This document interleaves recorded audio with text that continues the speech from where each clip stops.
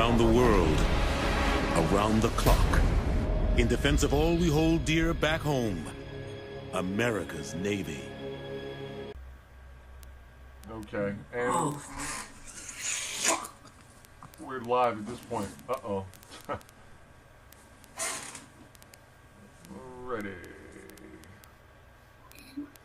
Okay, and then there's somebody else. That's what I'm saying. I see a Brian. Yeah, Brian, yeah. All right, Brian, you can just type in. I see you muted your mic. Welcome to the room, Brian.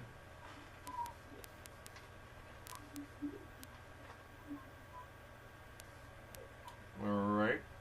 Thank you. Okay. Is that okay, Brian? That's you. All right. Yeah. Okay. And you. Okay. All right. So at this point, like I said, you can email me questions at kienothomas@gmail.com. It is simple as just kienothomas@gmail.com. It's simple as just taking a picture with your smartphone and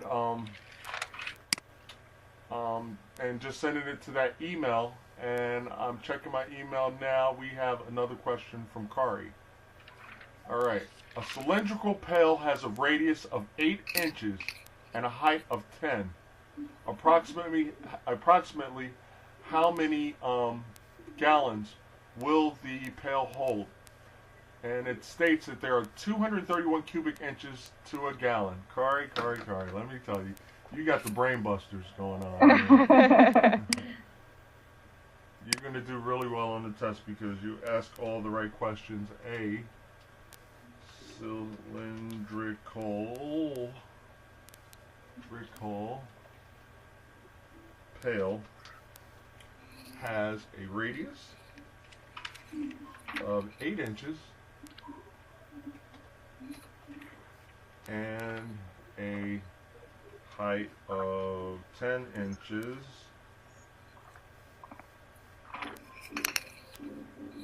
and then it asks how many gallons will the pail hold.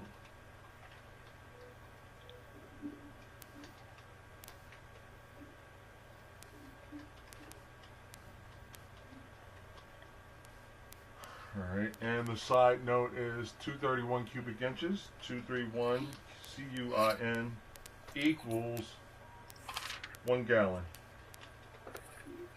Alright, so that is on the line. A cylindrical pail has a radius of 8 inches, blah blah blah. So you can all see that on the message board.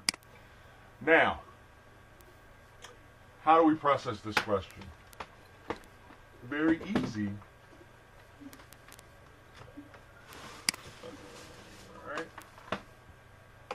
Stuff falling all over the place. All right, so if everybody can see my board, either type yes or say yes. Yes. Yes. Outstanding. Okay, so we have our pail, and we're going to look at it as a cylinder because they said it was like a cylinder. So they've told us that the radius is 8 inches. Is that right, Kari?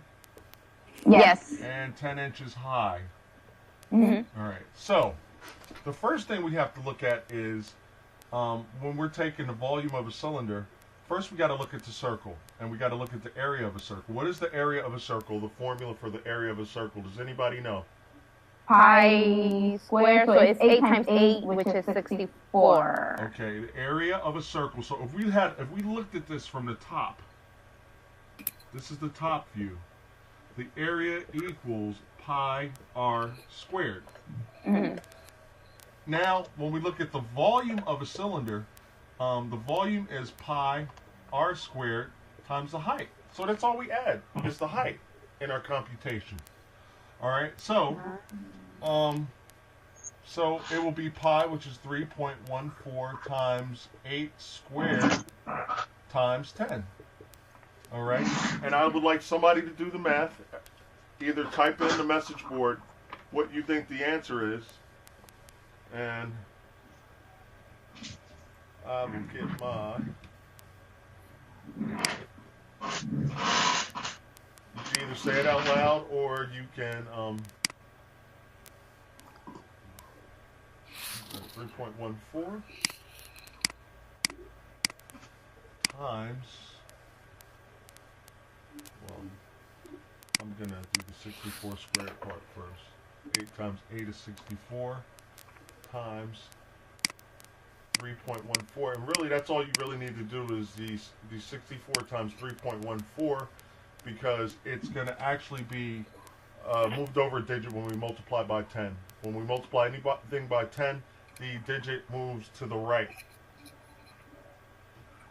All right, anybody have an answer for me yet? Just do the 8 squared, which is 64 times 3.14. Don't be shy. If you get the wrong answer, don't worry about it. I'll just let you know it's not the right answer and correct you. But this is where we make the mistakes in training. All right? Not on the test.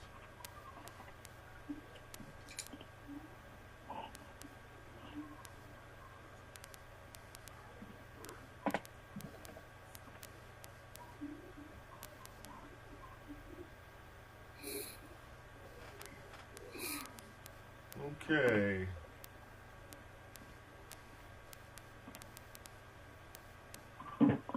I got 200.96. Okay, that would be the answer. And did you see that, Robert?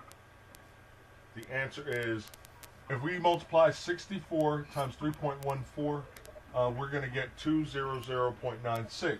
But we have to multiply by the 10. So when we have 200.96, and we're multiplying by 10, all we do is we move it over a digit. So 2009.6 is when we throw the 10 in there.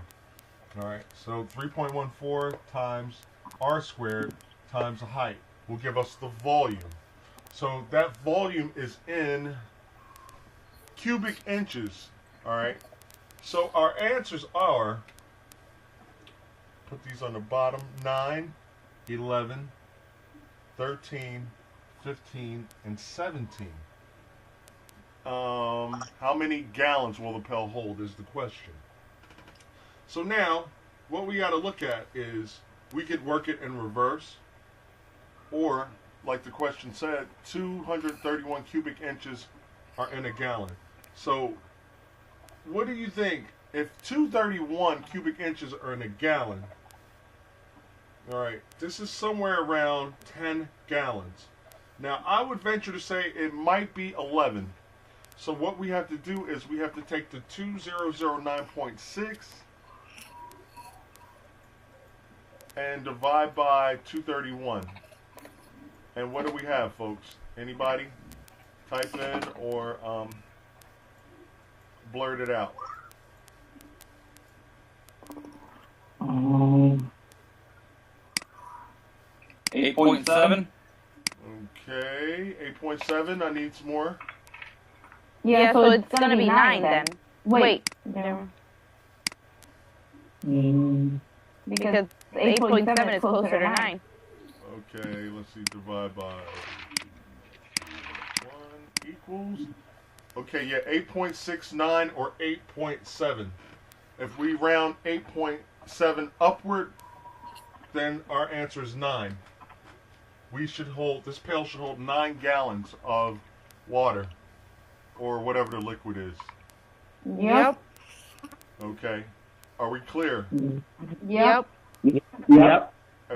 And type in clear if your mic is mute. Okay, good. Okay, good, Robert. Okay. So that is a very good question. Kari always comes up with the tough, the really hard questions.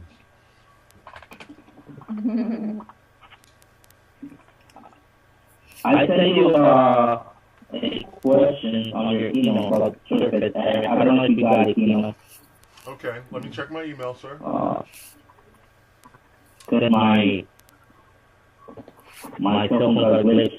Okay, no. I see a message from you. Oh, okay. All right. You too, man. You are another one. Send Kieno the evil questions. What is the surface area of this cylinder? Wow. Surface area. Okay. There is a... Before you move on, can I ask a quick question? Absolutely not.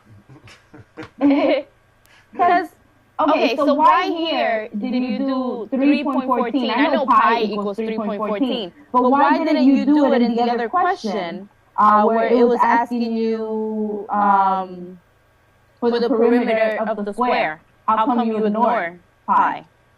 I did not ignore pi. All that was necessary was the radius, not pi. Oh, Because, okay. and just before we jump into that question, guys, that weren't in the live stream, we had a question, and the question looked like this. There was a perfect circle inside a square. And I know my artwork is not that great, but, you know, bear with me. All right.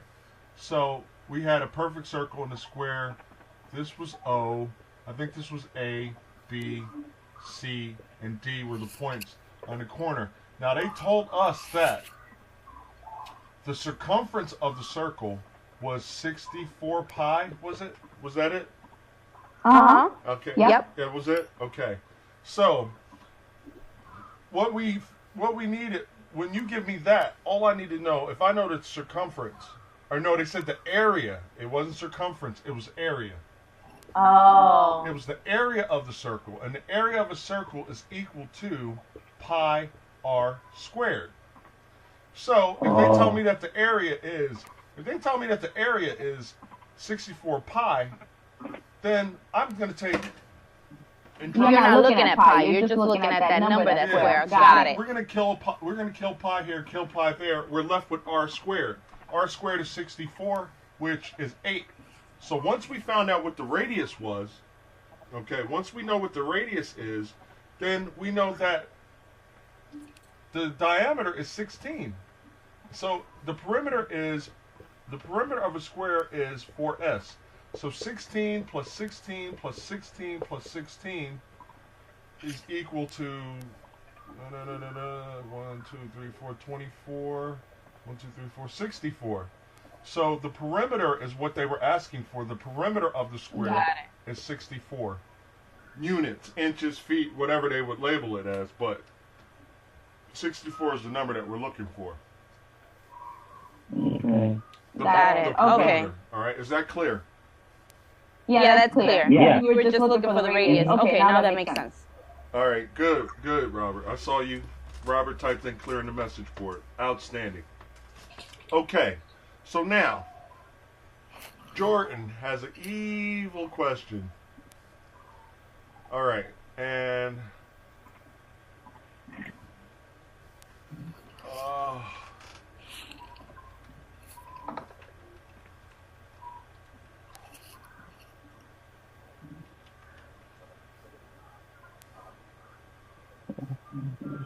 give me one moment, folks.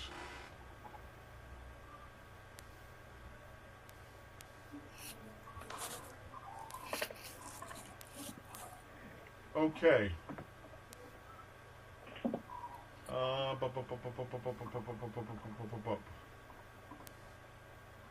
So, what the question is asking, I cannot wait to figure out how to screen share. If you guys are savvy or Google Hangout savvy, that would be awesome. Now, what the question is asking for is the surface area of a cylinder. All right. So it is a kind of like a wide cylinder this time.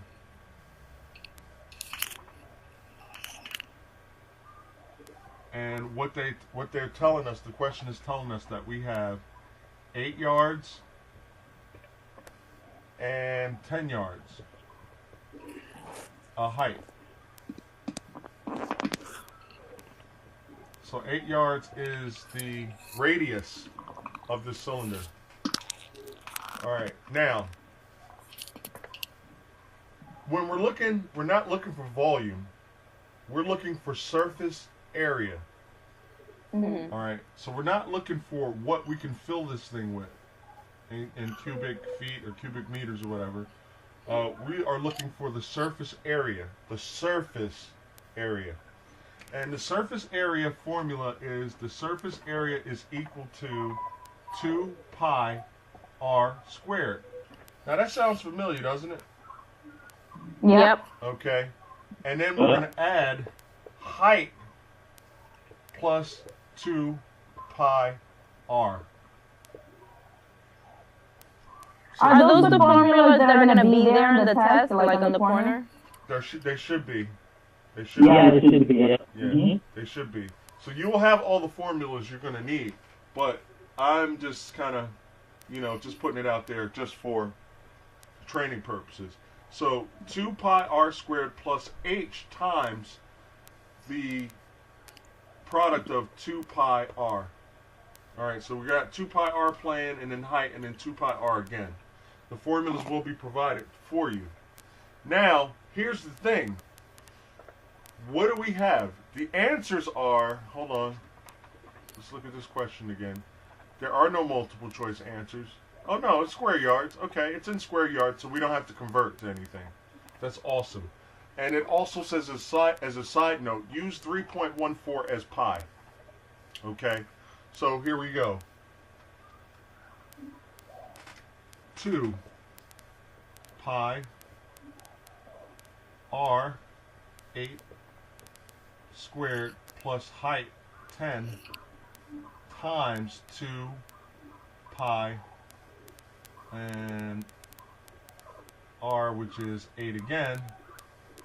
Alright, so all we need to basically do is I'm going to use the PEMDAS, alright, which is the order of operations. I'm going to leave, well, I'm going to just do this for my purposes. I'm going to 6.28. Does anybody know why I 6.28 at that? Because that's 2 pi. 3.14 times 2 is 6.28. This is going to be multiplied. We're going to get rid of parentheses. This is going to be 64. Alright. Plus 10 times 2 pi 8. So 2 pi 8 is, again, 6.28 times 8. 8, 6.28, 64, carry to 6, 16, 22, carry to 2, 48, 50. 50.24. Now, 50.24 is 2 pi 8. Alright, but we're going to multiply by 10. So all I need to do if I'm multiplying by 10 is to move the decimal point over one space. So we actually have 502.4. And then those parentheses are knocked out. This parentheses is knocked out. And then I'm going to multiply 64 and 6.28. 32, carry to 3, 12, 15, carry to 1, 25. 0, 48, carry to 4, 12, 16, carry to 1, 37. 2, 13, 12, 10, 4. 2 decimal spaces. So now we're left with 402.32 plus 502.4. Can somebody please calculate that for me? What is it, 502.4, and what's the other number? 402.32. And type it in if you have the answer already.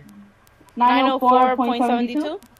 904.72. Yeah. 9 what? 04.72. 0.72 square yards is our answer. Okay. Is everybody clear on that? Type clear if you're muted. Clear. Clear. I mean, the good thing is that formula will, if it's there, it's just plugging in the number. Mm-hmm. But, I mean, it is a lot to process in, just seeing it. Well, it's what I call plug and play. I mean, everything is there, plug and play. But the thing is, if you do not follow the order of operations, you will get, you'll trip over yourself. So the order of operations, PEMDAS, or please excuse my dear Aunt Sally, attack the parentheses, exponents, multiplication, division, addition, subtraction. And how was that question worded again? Let me see. Cylinder plan has a radius of 8 inches. What is the surface area of this cylinder? And it says use pi 3.14. It's not multiple choice. What do you see? It's like on a computer screen. Got it. What's the difference when you think about surface area versus the volume? So volume, we're talking about if we're filling something up with like water. Yeah. Surface area means like the outside of it or what? Yes. Yeah, surface. Okay. The surface area. Okay. Okay. Volume would be how much Inside. water we're going to put in it. Okay. Is everybody clear on that? Say clear or type clear. Clear. Clear. All right. Okay, great. Okay, checking my email. You guys, it's a free session. It's wide open. Let's see, back. This is where you guys get to abuse me.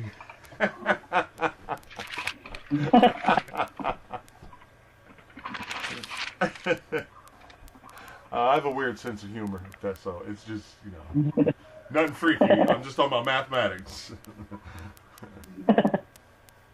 What are the different triangles? There's right triangle, acute, and a isosceles. Which one is the big one? Which one is the small one?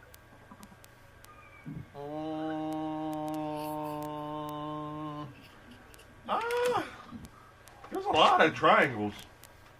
But usually they talk about 3 of them because I always see like. Well, you definitely. Oh yeah, that's a good question. But before I do that, we're gonna talk about the types of triangles, and I'm gonna give you guys a jewel for coming into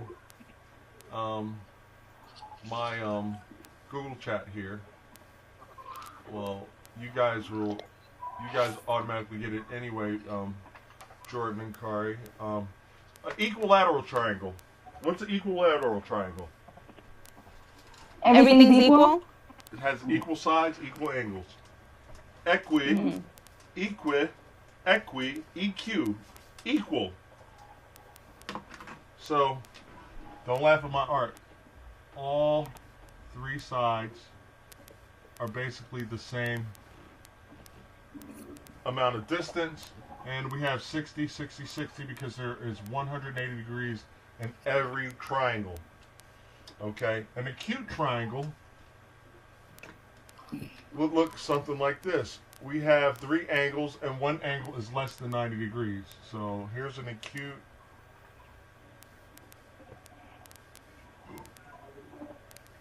triangle. So that's an acute. And an isosceles only has 2 equal sides. That's an isosceles. A right triangle has a 90-degree angle in it, and they put a bracket in here to represent a 90-degree angle. An obtuse triangle looks like this. All right, and then you might have something like a scalene that has no equal sides. It would look something like that. That's a scalene. All right. Now the difference between an obtuse and a scalene, how do we identify it? An obtuse has an angle greater than 90 degrees. A scalene has no equal sides. Okay? And this is actually going to be posted. So, even if you guys need to come back and visit this to think about what we covered, I'm going to post this in my video playlist. So it will be available later. So now, this is my point here. All right. You have to recognize something called a 3-4-5 triangle. Have I talked with you guys about the 3-4-5 triangle, Kari or Jordan? No. Very, very important. No. I can make so many questions off the 3-4-5, and there's so many aptitude tests that have the 3-4-5 triangle. So let's talk about that since we're on the subject of triangles. The 3-4-5 triangle looks like this. This side is 3, this is 4. When you have the one side 3, one side 4, automatically automatically the hypotenuse is 5. Oh, that's the 3 square plus 4 square equals 5 square. The Pythagorean theorem does Yes. play into it, but you don't even need to do the math. You don't even need to do the math. Another thing that they could say is, okay, one car goes 30 miles north. The other car goes 40 miles east. How far are the cars apart? 50 miles. 3, 4, 5. What is the only difference? We added a 0 to everything. Oh. These are typical. So many test questions. Over the last 15 years, I've been looking at tests, and 3, 4, 5 is there. You know what I'm saying? So the people that are in the know, they just like run through these questions, where other people will be sitting there doing the Pythagorean theorem and wasting lots and lots of time, where they could be applying that time to other questions, to 3, 4, 5. I could even say 60, 80. If this is 60 and this is 80, do you see the 3, 4, 5? Yes. Okay. What is the hypotenuse? 5 plus 5, 100. Very good. 100. Yeah. The 3, 4, 5 is built into that. 3 times 20 is 60. 20 times 4 is 80. 5 times 20 is 100. Okay? So there's so many, oh my God, it's crazy. And it's crazy because people will come to me that tutor with me, and they'll be like, oh, well, I can't answer this question. And I'll be like, I can answer it in 3 seconds. And they're like, what? It's a 3, 4, 5. And it's crazy how so many testing agencies, like, who's that? ETS, the Educational Testing Service. I talk to guys about that. I actually eat lunch with these guys sometimes that make these tests. And they're like, man, we can make so many questions based on the 3, 4, 5. It's unbelievable. Now, in a situation where you don't have the 3, 4, 5, you're going to have to be very, very good and effective at processing square roots. All right? Square roots are very, very easy to solve. Now, if you have one memory aid, and I think I've been over this with you guys that tutor with me. Yeah.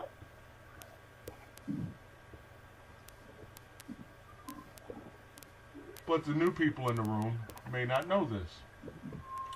1, 4, 9, 16, 25, 36, 49, 64, 81, 100.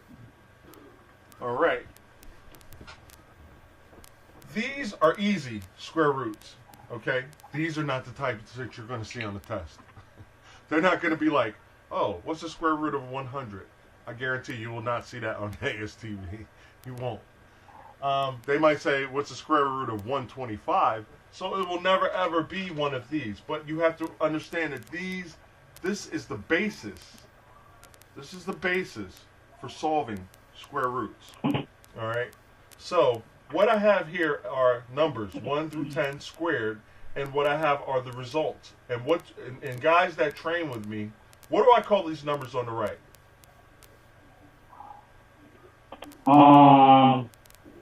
Perfect squares? Or I call them hot numbers. I call them hot numbers because Yeah, that's true. yeah, I call them hot numbers because when you see these numbers, when you're factoring, I want a bell to go off in your head. Ding, ding, ding, ding, ding, ding, ding, ding. I got it, like you're at a game show. Now, let's look at 125. All right, now, if I take the number 125, what I'm looking for are factors of 125. So, I'm going to start with 1, 2, 3, 4, 5, and go down the line until I find a hot number. When I find a hot number, I'm going to place the hot number on the left and the other number on the right. Now, another thing I want to explain. If I have, I don't know, a number like, I don't know, 144. We know that the square root of 144 is 12, but we can also express that mathematically as the square root of 12 times the square root of 12. All right? Is everybody cool with that? So the hot number goes on the left because the hot number is the one that's going to break down. Now, Don't worry about that. As a matter of fact, since I put 12 out there, let's work with 12. All right, so we're going to answer 125, but the square root of 12. So what I'm looking for are the factors of 12. So like I said, 1 times 12. Those are factors, but we're not going to deal with 1 as a hot number. 2 times 6. I don't have a hot number yet. 3 times 4. Ding, ding, ding, ding, ding, ding, ding, ding. We have a hot number. So the hot number goes to the left. The square root of 4 times the square root of 3 is equal to the square root of 12. But this is not simplified because the 4 breaks down. That's why I say put the hot number on the left. Because you could have written 3, root 4, but that's not the answer. The answer is going to be 2, root 3. So I want you to arrange your numbers or your factors the way that it will break down, because you may have answers. You will never get root 3 times 2. Your answer will never be presented to you like that. It's going to be presented like this: 2 root 3. All right? That's pretty simple, right? Yep. Okay, I'll do another one. The square root of 20. All right? The square root of 20. I'm still going to go this. I'm not running from it. Square root of 20. I just want to do some smaller basic ones. All right. 1 times 20. 2 times 10. 3, does that work? No. 4, does that work? Yes. Ding, ding, ding, ding, ding, ding, ding, ding, ding, ding. The square root of 4 and the square root of 5 is equal to the square root of 20. But the 4 breaks down. 2 root 5 is our final answer. Okay? Now, back to 125. 125. Does 2? No, because that's odd. That's not going to work. What about 3? 3 will not give us a whole number. 3, 4, no. 4 doesn't work. 5, yes. Ding, ding, ding, ding, ding, ding, ding, ding. The square root of 5 and the square root of 25 is equal to 25, but the hot number goes on the left. So we write it our way. Same thing. It doesn't change the value. It's the same thing, but this 25, the square root of 25 breaks down, and our final answer is 5 root 5. So I want you to stay structured and get in the habit of breaking down the answer. You set it up like it's going to come out. Okay, so you have an even flow. You stay structured always. This way you stay organized, and you can rapidly execute these questions and kill it on the test. Okay? Yeah. Is everybody clear on that? Type in clear or say clear. If you're clear, Clear. you understand this. Clear. Outstanding. Now,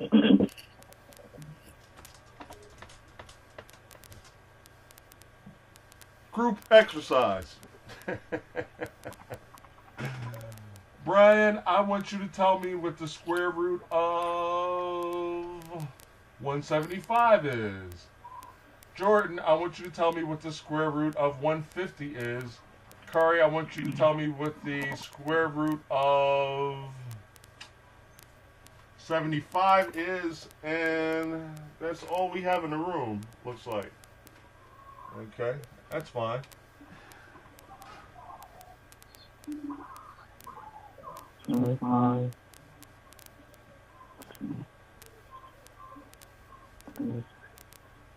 I got it. 5 root 3. Okay, which one was yours? 75. Okay, what were your factors? 3 and 25. Very good. 5 root 3. Good answer, Kari. Good job. How are we coming along, Brian, Jordan? 5 root 7. 5 root 7. What were your factors before you got to that? 25 and 7. All right, square root of 25, square root of 7.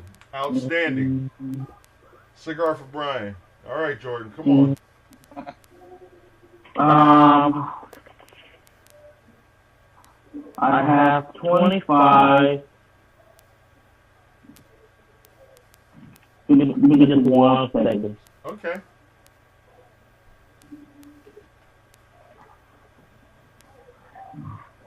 Hold on.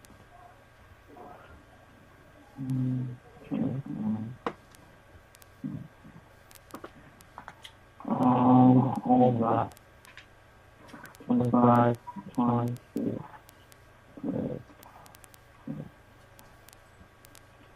a group of 5.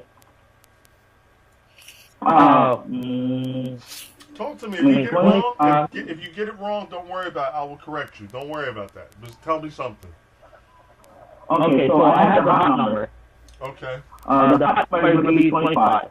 All right. I have the hot number, which is going to be the hot Square number, root of 25 times the square root of what?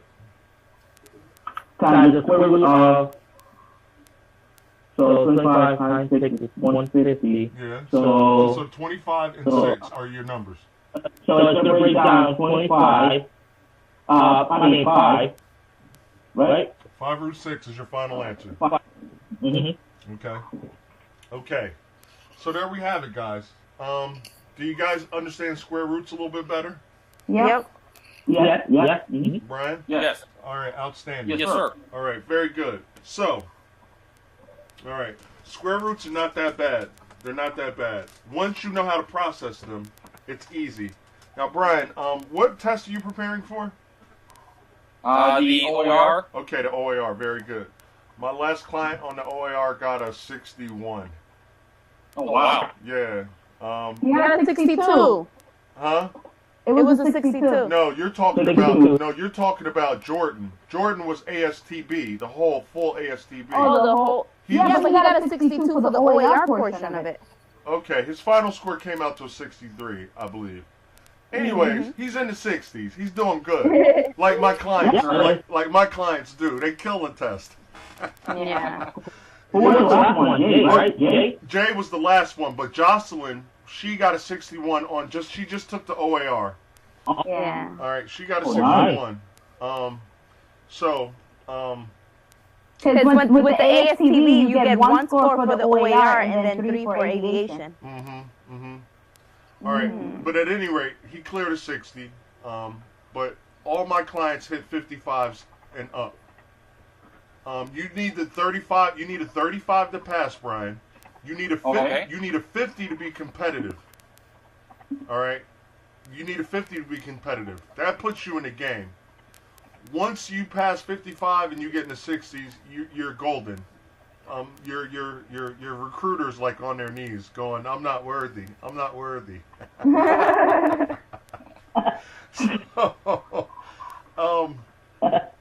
Yeah, but you missed it, Brian, because Jay checked in last week, right, guys? Yeah. Yeah, Jay checked in, and he was talking about his experience and how he was not that good at math when he first started with me. And I got him razor sharp, man. I got him squared away, and he killed that test. So, guys, all right, let's see. Any more questions? Okay, I got one in the email.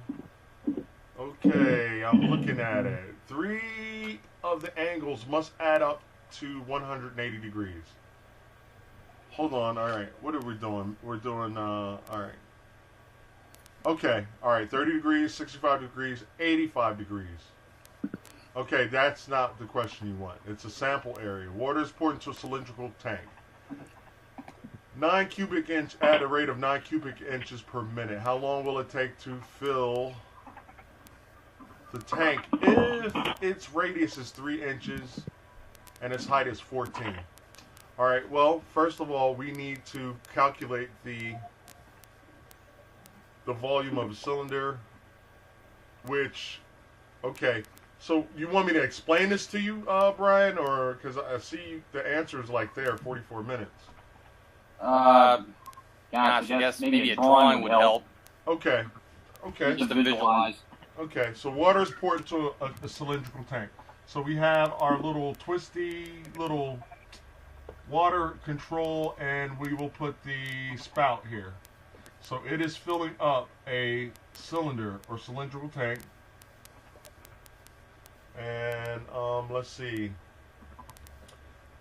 The radius is 3 inches. All right, so this distance from the center of the tank to the edge of the tank is 3 inches. And let's see, its height is 14 inches high. So 14 inches, all right, high. And bop, bop, bop, bop, bop, bop. Okay, so the first thing we need to do is, what they've done is they, let's see, the volume of a cylinder is pi times radius squared times 14. So when we think in terms of the circle, I always do this, thinking about the top of the circle. When we think about the area of the circle, it is pi r squared. All right? But the volume also takes into account the height. So volume is pi r squared h. So we would have 3.14 times 9, which is 3 squared times 14. All right, now what they've done in this is given us volume. So volume, and let's see, why are they dividing by 7? Or is that a 9? All right, 9, 14, 22. All right, pi squared, height, pi r squared times height, volume equals, blah, blah, blah, blah, blah, blah, 14 inches. So, how long will it take to fill the tank with the radius? All right, so somebody give me the volume. Somebody calculate and give me the volume initially. And then we'll take it from there. What would be the numbers? 3.14 times 9 times 14. Times 9 times 14. 395.64. 395.64. So it looks like what they've done is rounded up. All right. So now what they're telling you, what they're telling you is this water is rushing into the container at 9 cubic inches per minute. 9 cubic inches per minute. So I gotta divide it by 9. Yeah, there you go. Got it. Which is 22 minutes. So 3. Now they've rounded up. In the book, they've rounded in the Brian's book, they've rounded up to 396. They just rounded it up, which is fine, because that's like pretty much like, you round up. It's not really going to be off by that much. But the 3, 9, or 6, 5, 9. Okay, but for some reason they didn't do it like that. Why, I don't know, but you could see clearly how we did it, right, Brian? Yeah, I can see that. I just, what kind of threw me through a loop was that 7 in the denominator. Yeah, and sometimes these publishers, they just print the wrong material. But if we take all of this, we'll come up with 390. It was 395 point something something. They rounded up to 396. Okay, I'll take that. But when we divide by 9 cubic inches per minute, our answer is going to be 4 minutes. So we're done. Answer B. The answer is 4. You said, because it's only at the bottom, I can't see it. The option, 44 minutes. 44. All right. Okay. So our options. Yeah, I think But hold on. Our options were 41 minutes, 44 minutes, 47 minutes, and 50 minutes. Okay. But the way that they have it in the book, guys, I'm looking at this thing Brian sent me, is they have 22 times 9 times 14 divided by 7, and that's how they came up with 396. And then and hey, I'm like, hey, however, because it might be that Common Core math. I don't know. But all I know is that when I'm calculating and I'm looking for the volume of something, I use pi r squared height, which is 3.14 times r squared, which is 3 squared 9 times height, which is 14, and we got 3395 point blah blah blah, but rounded up to 39.6, and divide by 9 is 44. So as long as you see the I'm not saying that's the wrong way, but all I know is how to get the answer my way. So that's how I would do it. All right? Yeah. So are we clear about that, guys? Yep. Yeah. Clear. All right, outstanding. Clear. So,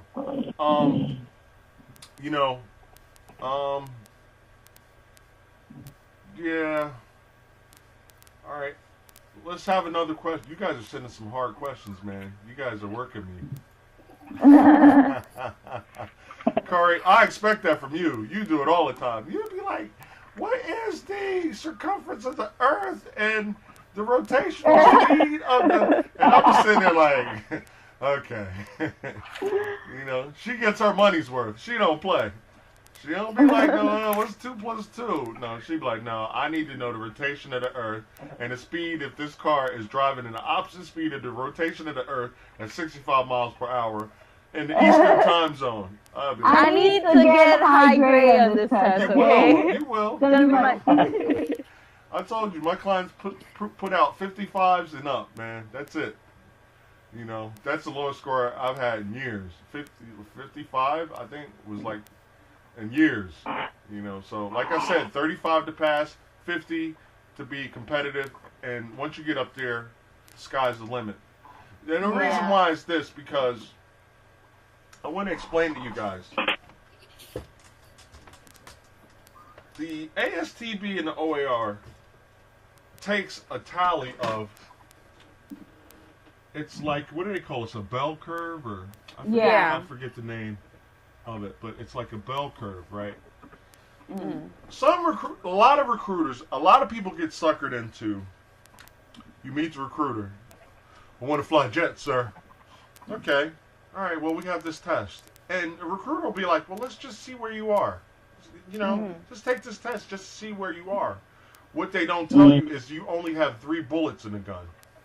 Right? You only have 3 bullets in the gun. And this is not something that I would play with. If I only have 3 rounds, I'd rather fire 1 round, hit my target, move on. Yeah. The sad part is, the recruiters, they'll tell you, okay, well, go get the book. Yeah, go to Barnes & Noble and get the book. The thing that I've noticed within the last 5 years is that the books are not helpful. They're helpful with the math subjects and stuff like that. But here's the thing: the mechanical comprehension, all the the pulleys, the mechanical comprehension, and all the test prep books are barely. It's with the bare minimums of what you need to know. That's just like the bare minimums. You are not going to go above and beyond. Okay? So, when most people, and here is the top to bottom is your score range. All right. And I know this is, my chicken scratch. So this is your score range. 0 being the bottom and the max being up here. All right. So, like I said, you need, the higher you go, you notice that, and this represents the number of people or applicants taking the test. So the higher you float up, the less number of people are going to be in that score range around, your 60, your 70. No, that's not how it goes. 60, 70 is to the right. Okay, no. But what I'm saying is, I'm just giving. This is not. See, I told you. But what I'm saying is, less people are going to hit this zone. Oh yeah. Of the 60, of the 50 to 70 range, and the thing is number one, you need to know somebody that has been putting people through this test. Because I guarantee you, if I have a packet, if I'm on a board and I have a packet, and this guy might have a great GPA, but his ASTB or OAR comes in at like a 45, and then I have a guy come in with a 60, who am I going to go with? You're gonna go with the 50-60 guy. So, for recruiters, they're just doing their job. You can't even be mad at them. They just want to kind of see where you are. But to me, it's just not something that I would play with. Okay.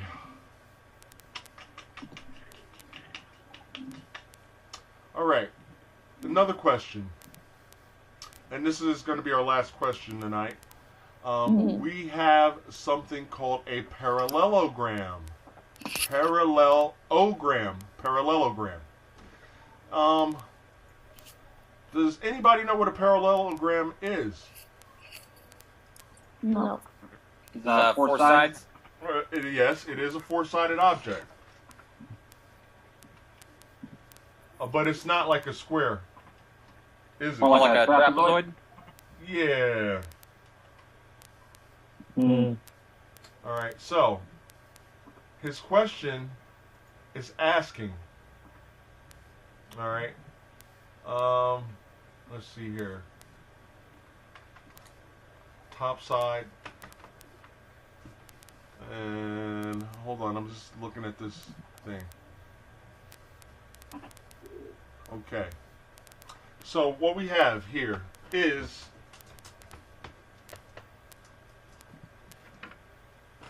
we have a parallelogram, and it is a four-sided object, but there's sort of like a slant to it. Oh. All right. So the information that we're being given is we have the top, which is 13 inches, and then we have Q. But what they do tell us is that the perimeter is equal to 48 inches. All right. So a couple assumptions can be made here. All right. The perimeter equals the walking distance, is what I like to call it, around the whole object. So we can assume if this is 13 inches, the opposite side is 13 inches. Right, guys?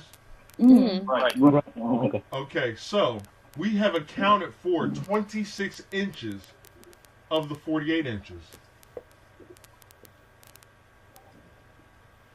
So if we've accounted for 26 of the 48 inches, there's 22 remaining.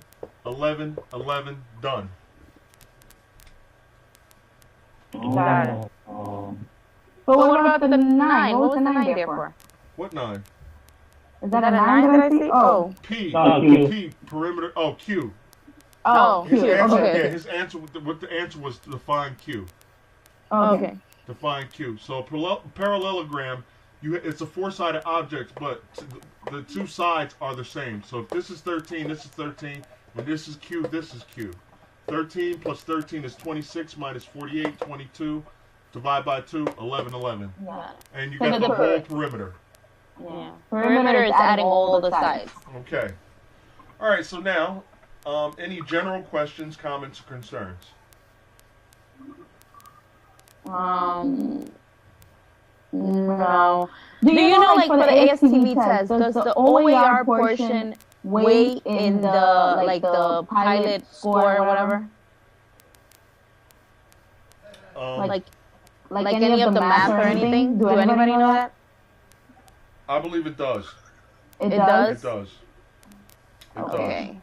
How much it weighs, I'll have to do some research and get back to you. I don't bother with that. Honestly, I don't bother with that. What my job is to get you sharp at problem execution. So sharp that you don't even have to deal with those details. You come in with for the ASTB, you come up in with a 50 plus, and like your scores are running around 6, 7, 8. You know, your 3-digit scores. You know, come in 6, 7, 8, 7, 7, 7, 8, 8, 8. What was Jay? He was a 62 or a 63 and an 8, 8, 8. Yeah. So he did phenomenal. Those are the numbers I'm pushing for. You know what I'm saying? And I don't really release you. I mean, if you want to take tests on your own without my blessing, fine. But once I give you the you're gonna kill that test. And so I don't really worry about, oh, well, how much is this way? How much is that way? My focus is on problem solving. And also vocabulary.com is a great vocabulary builder. You can register and you can play word games. Vocabulary.com.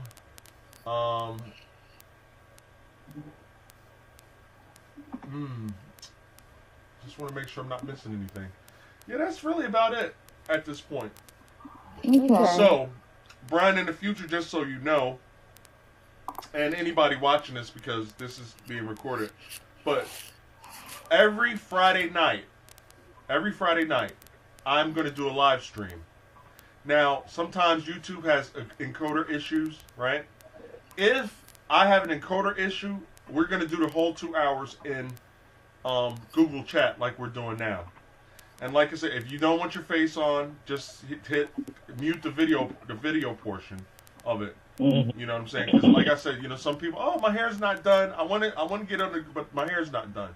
dude, you can blank out the video. You can still ask questions. You can still shoot me emails as you just did. So, like, in the event of encoder, so I will be here every Friday, 9 p.m. to 11.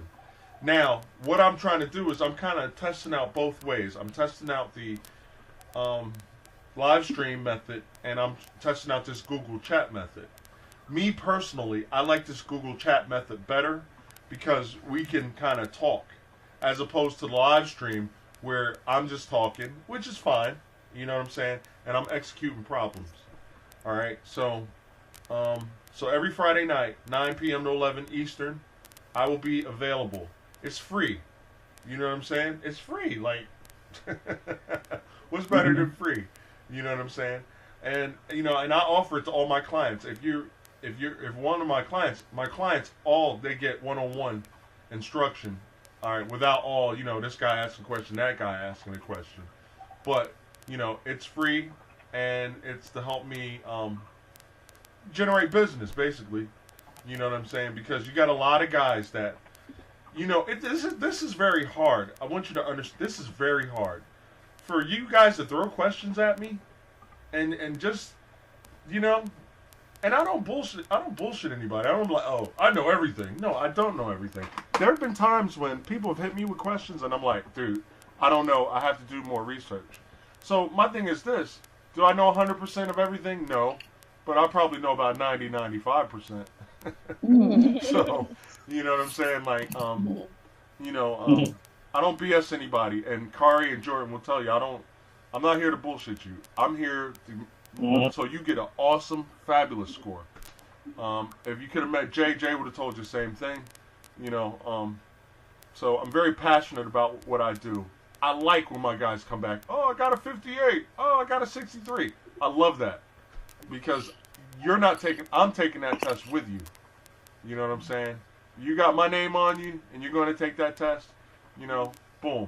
I want to see high 50s, 60s, 60 range and up, because you will get whatever job you want, provided you pass the physical requirements or whatever. But, that's my function. That's what I do. That's what I like doing.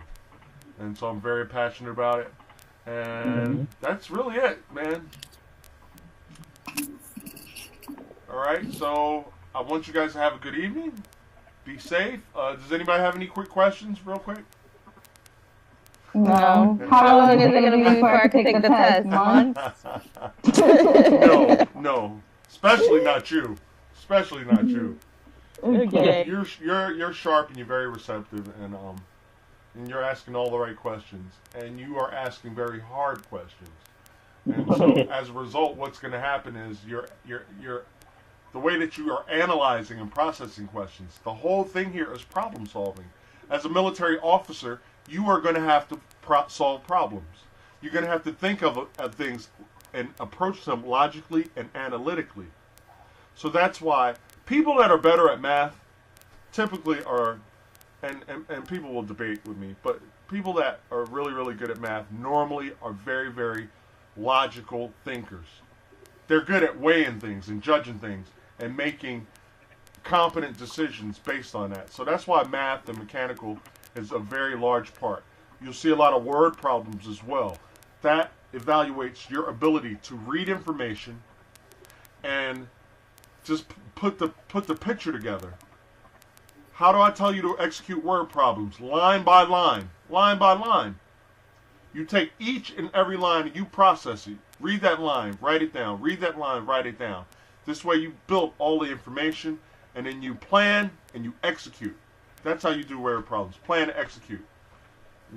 And anybody like Curry and Jordan who's been with me for a little bit, I'm structured. You stay structured. When you have that structure, nothing can break it. When you have that approach and that same structure, the way you approach things, nothing can break you. And then there's no basically there's no test you couldn't pass, not math-wise or mechanical or electrical, because you know how to approach it, you know how to stay structured, position your information. So that is the planning part, and then execution is finding a problem. And this will be tested when you guys are in OCS. All this will be tested. They're going to evaluate how you process things, how you think, You know, they even try to get into your head a little bit, and you might even think it's personal, but it's not personal. You know, they'll break you down physically. Everybody breaks down physically. They will PT you until you. It's crazy. They will PT you like crazy. You know, but after the physical body goes, then the mind starts to kind of get a little weary. Man, I don't know if I should be here. I don't know if I want to be here. I don't know, but I tell you what, in any training environment, if you make it past the halfway point, you better not turn your back. If you're going to quit, you quit before the halfway point. Do not get to the halfway point and say, you know what, I don't want to do this anymore. You know what I'm saying? If you're in a 2-week, if you're in a 2-month program, you know, or 16 weeks, whatever, because there's different branches, they do different things. But if you're 2 months, you make it 4 weeks, you better not turn around. You're halfway through, and everything is downhill. Now, for you guys that may have not ever dealt with a military training situation, yeah, you're going to get tired. They're going to PT the crap out of you. But what happens is your body starts to react, okay, because your body's not used to this. So then, all of a sudden, your body's going to be like, you know what? You know, the first couple weeks, you're going to be like, oh, I'm tired, I'm sore, and all this and everything. But you know what? After a couple weeks, your body and your mind is just going to bang. It adjusts. That's what humans have been doing for millions of years, adjusting, or thousands of years, depending on who you talk to. But you adapt and you overcome. All right? Your body's going to adapt, okay? Because, oh, we don't normally PT, but now we're in a PT situation. And so now your body's like, okay, well, now we do a 5-mile run or 3-mile run or however many miles. Or we PT every day before breakfast. So, you know, at the end of the day, you will be fine. But I will talk more about that in future live streams or in our one-on-one sessions or in future Google chats. All right? So I am going to get some hot wings. and have a beer or two. So, is everybody good to go? Brian? Yes, sir. All right, Carrie, you good to go? Good to go. All right, Jordan, you're good to go, sir? Yes, sir. Outstanding. You guys be safe. Have a wonderful night, and I will see you guys next week, hopefully, or you guys will hit me up on Skype or via email for tutoring. Kari, we're already in place, ready to go. Jordan, did you get my last updated schedule? Yes. Yes. I was thinking, because the schedule of my work is crazy, so I told them, just get back to me. Just get back to me. But I told them, you know, at least I was thinking of it's Friday, you do live. I don't know, Thursday. I will check Thursday. If not, I will do Saturday. Okay, this is what I'll do. This is what I'll do. And I will send you an updated schedule, and then you just let me know where you want to plug in. Yeah, because I want to compensate the hours that I use with you on one-on-one. Okay. Maybe, I was, yeah. All right, no problem. So I'll send you an updated schedule. But definitely this week, maybe I'm going to take one day at least, I don't know, maybe 4 hours. Okay, not a problem. Not a problem. I'll send you the updated schedule, and you let me know where you want to plug in. And okay. Brian, are you with me on Skype yet? Yeah, we're supposed to meet tomorrow at 9 o'clock. Okay, outstanding. Hold on, let me just look at this. I just want to look at my schedule. All right, 0900 tomorrow. Okay. All right. All right, guys, thanks for showing up. Tell your recruiters about me. I'm here every Friday, and so if people are having issues or questions or need tutoring, I'm here every week. I thank you guys for showing up. I know it was a little rocky at first because I had, issues, but we got it done, and I always make sure that you guys will get an hour. You know what I'm saying? So I hope to see you guys next week, and you guys have a good night. Thank you, Kieno. You. All right. Bye-bye. Bye-bye.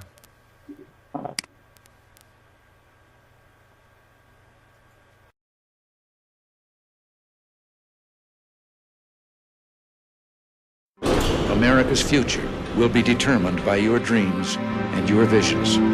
Some of you will fly the fastest planes that have ever been built, reach the highest altitude that man has ever gone to. Whether you serve in the skies above or on the ground below, each of you has stepped forward to defend your country. The American people support you, and they believe you truly do represent the best of America.